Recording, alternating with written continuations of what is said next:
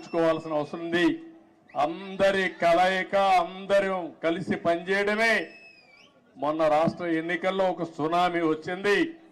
ఈ సునామీ మా తమ్ముళ్ళు చెప్పినట్టు సైకోనే కాదు, అక్కడ భూతం ఉంది. నేను ఎవరిని రమ్మని అడిగితే వాళ్ళు అంటున్నారు, మీరు బాగానే ఉంది, మీ మీద మాకు నమ్మకం ఉంది, మీకు ట్రాక్ రికార్డు ఉంది, కానీ మీ రాష్ట్రంలో ఒక భూతం ఉంది. ఒకవేళ వస్తే మళ్ళీ మీ ప్రజలు ఎప్పుడైనా ఆలోచిస్తే మళ్ళా ఆ భూతం ముందుకు వస్తే మేమే పోతామని అడిగే పరిస్థితికి వస్తున్నారు. నేను చెప్పాను, ఆ భూతాన్ని పూర్తిగా భూస్థాపితం చేసే బాధ్యత తీసుకుంటాం. రాష్ట్ర ప్రయోజనాలే ధ్యేయంగా పనిచేస్తాం.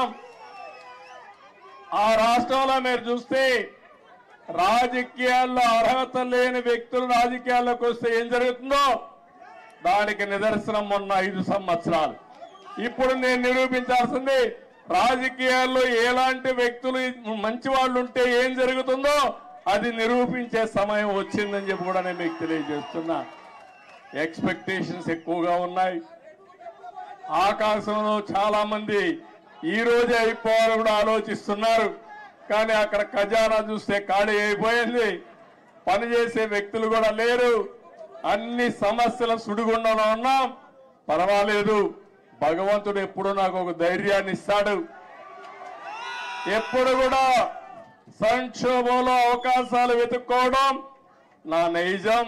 తప్పకుండా మళ్ళా అలాంటి అవకాశాలు ఎదుర్కొని ఎక్కడికక్కడ ముందుకు పోతాం. 95లో అదే జరిగింది. హైదరాబాద్ లో కూడా ఆ రోజు జీతాలు ఇవ్వలేకపోయి